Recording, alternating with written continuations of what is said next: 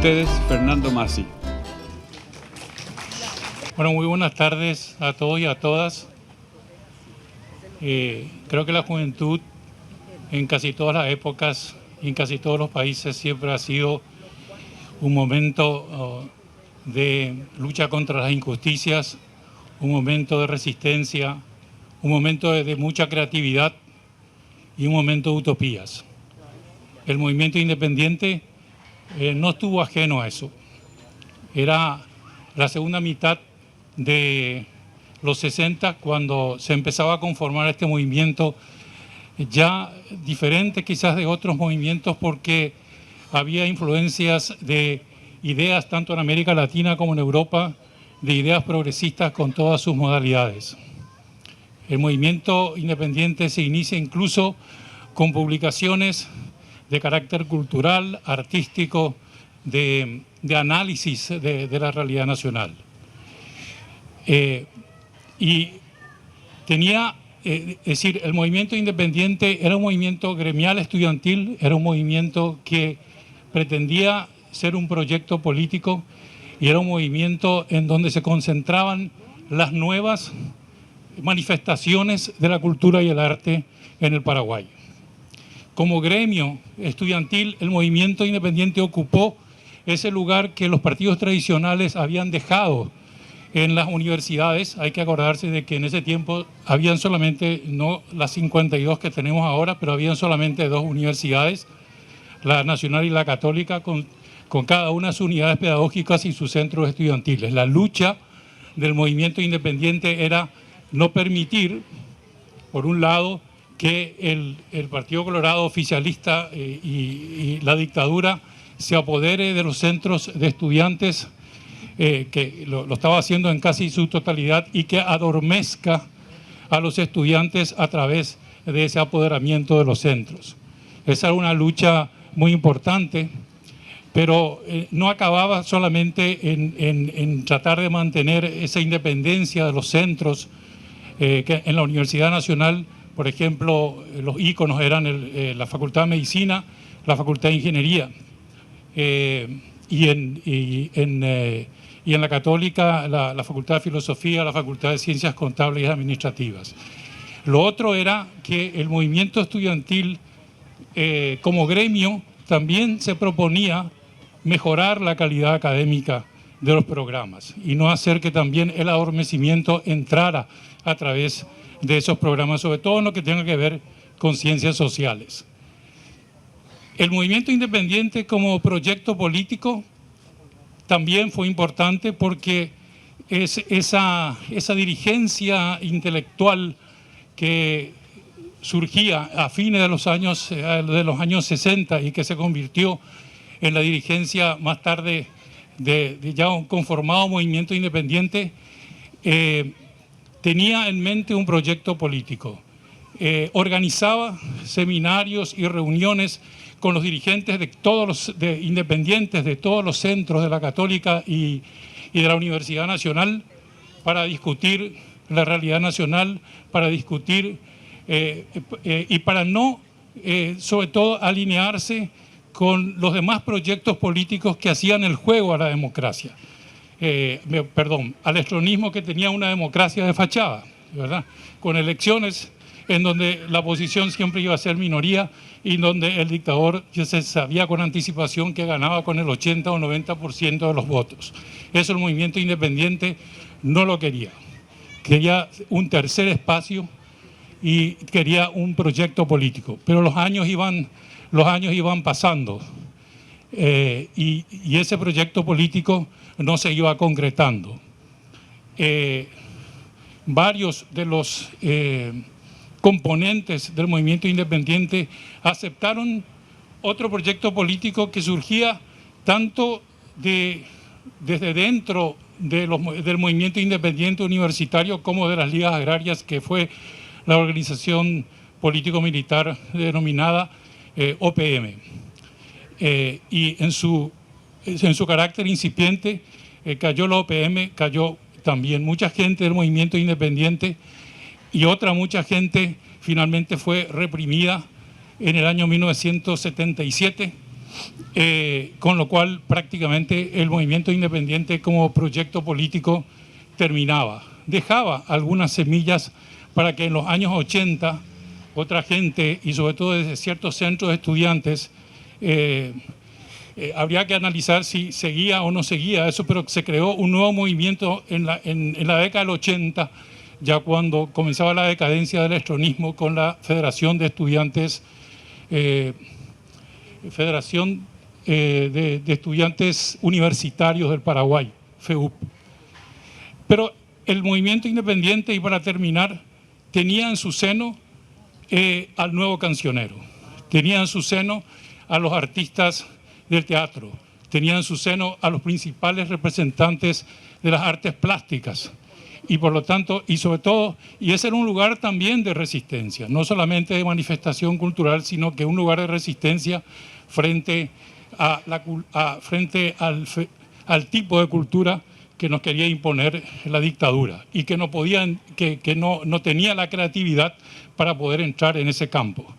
La Muestra Paraguaya de Teatro, el Nuevo Cancionero y una serie de manifestaciones eran parte también del movimiento independiente y de todo ese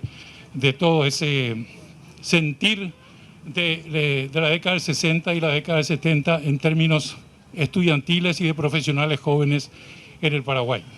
Muchas gracias. Compañeros, vamos a acelerar porque el tiempo va corriendo muy rápido en el homenaje a convocar a los 3 compañeros que tienen que estar acá: Raúl, Diógenes Cacho y René. Con ustedes, los compañeros aquí. Muy bien. Muchas gracias. Creo que tenemos 1 minuto cada uno acá, porque Fernando y Margarita... Bien, yo voy a referir a la transición del movimiento independiente universitario y del movimiento independiente secundario, ¿verdad? Porque en la secundaria se crearon en los años 60, a fines de los 60 y 70, las academias literarias del Paraguay, que es algo muy blando, por decirlo así, para la dictadura. Entonces permitía que los estudiantes practiquen filosofía, literatura. Y en eso surgió una corriente de la creación colectiva de las obras de teatro que reflejaban la realidad social, política y cultural que vivían la gente en el Paraguay, ¿verdad? Eso fue creando una conciencia. Entonces, hemos recurrido a 2 fuentes de información para hacer estos comentarios, ¿verdad? La primera me voy a referir que es a Planes, que significaba para la Acción Nacional Estudiantil Secundaria, que fue una revista que se hacía mimeógrafo. Descubrimos que las nuevas generaciones no saben lo que es un mimeógrafo y un stencil, pero pueden encontrar en Google eso, ¿verdad?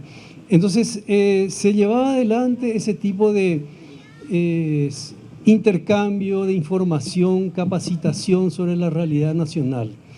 Entonces, algunos estudiantes secundarios ya pasaban a la universidad con una formación y un compromiso, ¿verdad? Ya que esta actividad facilitaba un poco ese compromiso, ese acercamiento social. Y tenemos información que vamos a levantar a internet. Encontramos que en Planes, este boletín, por ejemplo, muchos colegios presentaban una síntesis de las actividades. Cristo Rey, Las Teresas, Dante Alighieri, todos estos colegios de Asunción tenían una fuerte participación, y también del interior, a tal punto que se hizo una muestra de teatro en Coronel Oviedo, ¿verdad? Todo esto, ¿por qué contamos esto y por qué es importante? Porque ahí es donde comienza a germinar la militancia por los derechos humanos y para cambiar este país con diferentes modalidades, ¿verdad? Que después algunos ingresamos en el movimiento universitario independiente. Ahí Fernando ya hizo un resumen de lo que eso fue, con la revista Frente, un semanario Frente que se editaba. Esto era una imprenta, ya no era muy en el Salesianito. Bueno, hicimos ¿qué discutían los universitarios en esos años, ¿verdad? En los años 70. Y en un pequeño resumen voy a citar simplemente que se discutía mucho el tratado colonialista de Itaipú. El levantamiento del estado de sitio se reclamaba porque era vigente. Este es un fenómeno que no conocemos ahora como era en la dictadura. No podíamos hacer reuniones de más de 2 personas en las calles, ¿verdad? A tal punto que a la gente se le llevaba preso cuando estaba tocando guitarra en una plaza. La inflación y el encarecimiento del costo de vida, eso se discutía, era un tema totalmente actual. El éxodo de estudiantes paraguayos al exterior porque no podían estudiar aquí en Paraguay, el modelo agroexportador paraguayo, etcétera, etcétera. Conserva plena vigencia muchas de las cosas que hace 50 años veníamos discutiendo. Entonces, una de las reflexiones que surgen de esto es, tenemos que buscar cuáles son los elementos comunes que nos permiten unirnos para recuperar y desarrollar nuestras utopías, ¿verdad? Que comenzó con el estudiantado secundario, luego al universitario, y muchos aceptaron la invitación, el desafío de integrar una organización clandestina con otras características, que es la organización político-militar. Y eso implicaba un cambio radical y muchos hemos asumido esa opción, ¿verdad? Entonces, esa fue la primera reflexión. Primero que tenemos que buscar cuáles son los elementos. Tenemos muchos elementos para unirnos. Tiempo me dicen, ¿verdad? Bueno, en segundo lugar, es importante recordar el pasado para que no se repita. Rendirle homenaje a los compañeros que murieron en las torturas y en las persecuciones. Pero además de eso es importante pensar en el futuro, ¿verdad? Tenemos que construir un proyecto país para desarrollar utopías y buscar los elementos que nos puedan unir a todos. Lo más básico, independientemente que seamos colorados, liberales, Cerro, Olimpia, etcétera, pero buscar los elementos comunes para llevar adelante esta tarea. Bueno, simplemente esas son las cosas que queríamos, y tuvimos la oportunidad de acceder y encontrar un viejo archivo de esta revista de Planes y de Frente que estamos divulgando. Gracias, Raúl. Bueno, buenas tardes. Ya nos quitó todo el tiempo. Como tenemos poco tiempo, bueno, nosotros cuando comenzamos con René en las actividades de la secundaria, fue por el 74, 75, 16, 15, 16, 17 años más o menos. Y bueno, ¿qué es lo que nos hizo entrar en eso, verdad? Y como hay poco tiempo, hay que recalcar que estábamos en una dictadura intransigente y sanguinaria. Realmente eso se notaba en las calles, en nuestra forma de vida. Y nosotros encontrábamos en nuestros colegios algún tipo de refugio, algún tipo de libertad, entre comillas, porque inclusive tuvimos la oportunidad de agruparnos, de poder compartir en las academias literarias con los compañeros, y de allí surgió la idea de crear la agrupación secundaria. Realizamos muchas actividades, tanto de arte como deportivas, pero lo que nos unía principalmente es que teníamos sueños compartidos, y eso se fue notando con el tiempo y con las discusiones. Y bueno, se generó esa agrupación que de alguna manera se enlazó con la OPM, ¿verdad?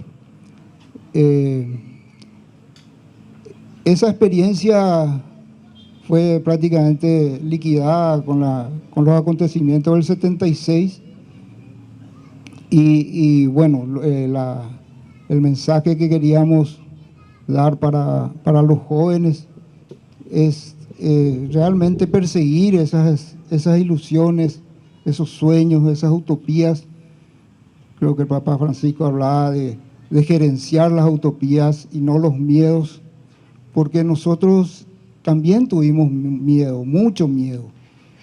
¿Se recuerdan seguramente la gente más antigua, el no te metas, no te metas, no vayas, porque tal cosa, porque tal cosa? Entonces, el mensaje que queríamos dar en esta noche, que le recordamos a todos, a las ligas agrarias, digamos, a los movimientos estudiantiles, a todos, ¿verdad?, a nuestros padres, a nuestros desaparecidos, a toda la gente que participó, es dejar un poco ese mensaje a los jóvenes de que tenemos oportunidad de involucrarnos, de tomar responsabilidades y de estar, digamos, luchando por un Paraguay mejor. Le paso a René. Gracias, Cacho. Bueno, en primer lugar, quiero dar tomar todo esto como un gran homenaje a Juan Alberto Riveros, que un gran educador con quien estuvimos trabajando años en curso de capacitación docente, un gran escritor, poeta, que perteneció a mi ensamble Campanelas también, con quien hemos hecho varias obras en época de la dictadura. Fuimos compañeros en el campo de concentración. Bueno, yo quiero tocar, no traje para leerles todo esto, pero este es un libro muy importante. Hay otros también que lo hizo Sergio Ferreira, donde habla bastante bien y ordenado sobre lo que es el movimiento de rock. Yo provengo inicialmente de la música clásica, pero después, a partir del 74, integro armo con Enrique Denis un grupo experimental que nos llamaban el Pink Floyd paraguayo, Fénix, que todavía sigue vivito y coleando. También a raíz de eso integro la Academia Literaria del Colegio Salesianito y a raíz de eso en la Liga de Academias Literarias. Cualquier cosa ya me van diciendo nomás para cortar. Bueno, estuve sugiriendo de tocar este segmento importante de la gente, no voy a decir de la juventud, sino jóvenes y grandes, porque muchos no saben lo que ha pasado con la música rock en época de la dictadura.